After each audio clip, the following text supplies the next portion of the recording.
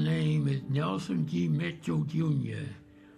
As far as I know, I'm the last black Pearl Harbor survivor. We lived in Paving, Texas. I was raised and born there. We had a farm. It was 8 of us, 2 daughters, 6 boys. I was the number 3 in my family.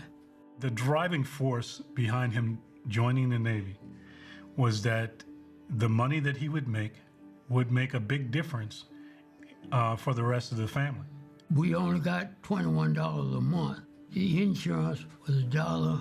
I kept about $2, and I sent them the other money. It speaks a lot about his character.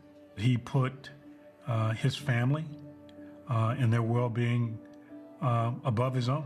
I was very happy that I was able to do that, sending them money to get the crops made.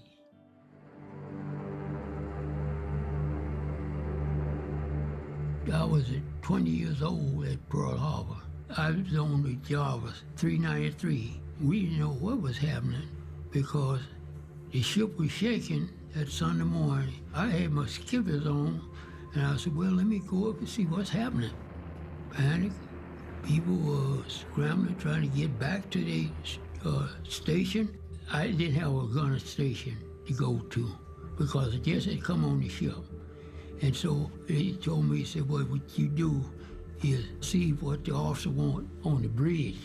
I took coffee from the one room and carried on upstairs. The steward mates, they fed off the coffee, cookies, donuts, and things of that nature to keep them going.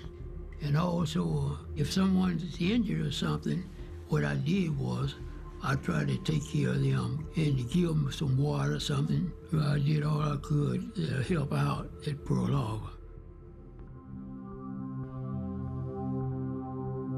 I was a friend of Dorie Miller at Pearl Harbor. He was a steward mate just like I was. They didn't know he knew how to operate them guns. He was on the bridge with our commanding officer. When Captain Benyon got wounded, his stomach was blowed out. Dorie Miller thought to take him down to the sick bay, but he died in his arms there on the bridge. And that's when he took over a machine gun and started shooting at planes flying by. That was sad, because if they were black, they served as mess attendants, mess cooks, or orderlies. We were a racist world then, because there were some brilliant people group that should have had more of a chance.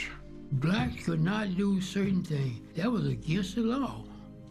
There's a lot of things, when I came along, things was against the law, and you just wouldn't, they didn't tolerate it. The only thing we could do is wait on the officers, cook, bake, and lay out the clothes, clean the rooms, and whatever they said do, that's what we did. Dorie Miller wasn't supposed to know how to shoot the gun, but he was brave enough, they recognized him, they gave him a medal.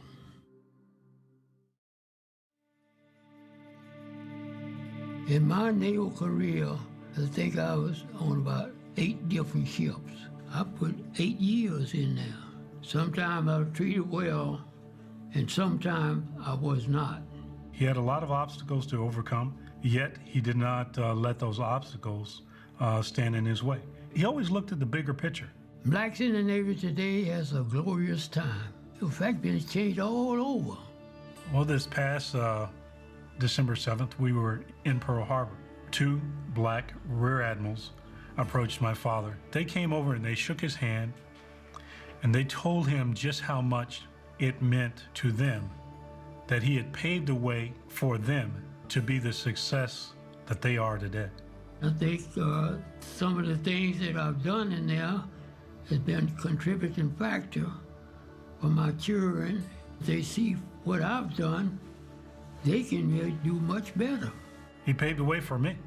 Having him as my role model, as my example, I was able to spend 30 years in the Marine Corps, served in Desert Shield, Desert Storm, and many other small operations. I rose to the rank of E9, Master Gunnery Sergeant. It is the highest enlisted rank that you can hold. I did what I was supposed to do and the best I could. Now, as time marches on, I think I'm doing pretty good. He did find a way to excel. He's always said and has proven that regardless what job he has, he is going to do the very best job, whether he's a steward or whether he's the president of the bank. I love him and he'll always be my hero.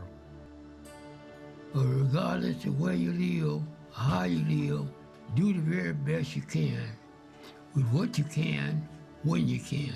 Never put off the day for tomorrow.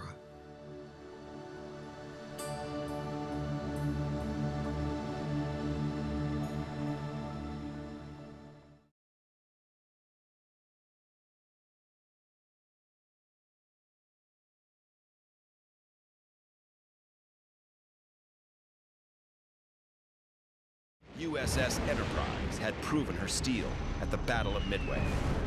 But the Big E is about to face her greatest challenge yet: invasion at a place called Guadalcanal.